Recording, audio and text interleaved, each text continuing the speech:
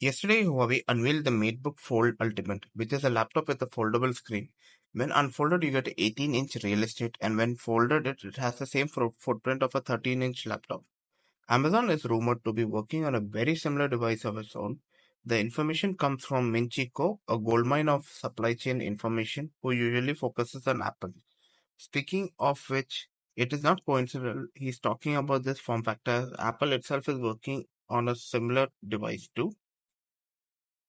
The Huawei MateBook Fold Ultimate Edition is very similar to what Apple will be working on. It's expected to enter mass production in late 2027 or 2028. That is the Apple version.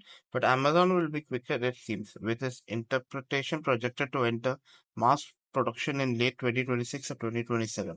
There's no other details right now, but it's very interesting to see what OS Amazon will go for, whether it will be a Windows or an Android-based Fire OS. Likewise for Apple, whether it will be Mac OS or iPad OS.